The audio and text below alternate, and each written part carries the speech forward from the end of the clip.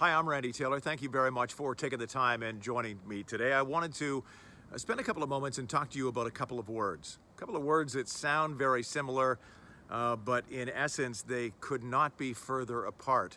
The words are inspired and impressed, right? Inspired and impressed. And we'll get to talking about what an incredible difference there are between them. But if we look at people that have had the world take note of them and their efforts over their lifetime, they are in the pages of history and probably will be for a very, very, very long time. You look at people like Martin Luther King, who inspired a generation to follow him, taking on that phrase of the fierce urgency of now, and be able to, really impact civil rights. And he did that in his time here on Earth.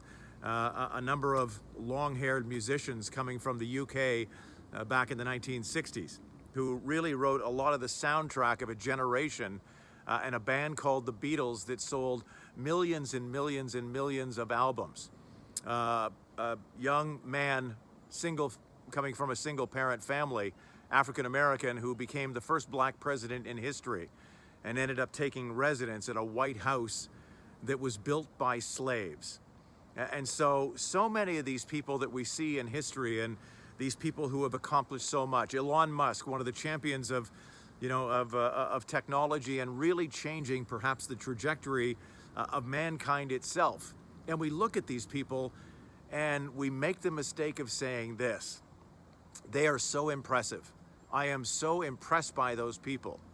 But see, what ends up happening when we do that and say that we are impressed by them is that we put them, up on a pedestal that says they're in a stratosphere that I could never join.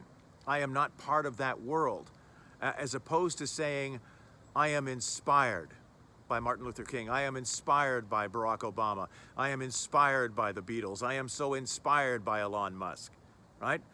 Then what are we saying when we change that word? We say, yes, they've achieved incredible things, but they inspire me to go out and do something remarkable with my life. And therein lies that incredible difference between being inspired and being impressed. So go and read the great stories. Go and, find out the great accomplishments of other people who have walked this path before us. But to know that if you are inspired, you indeed can do that too. Carve out your own path. Find out what your heart beats for, and then go and make that your life. For perspectives and thoughts here in the woods, I'm Randy Taylor. Thanks for joining me. Have an incredible day and be well.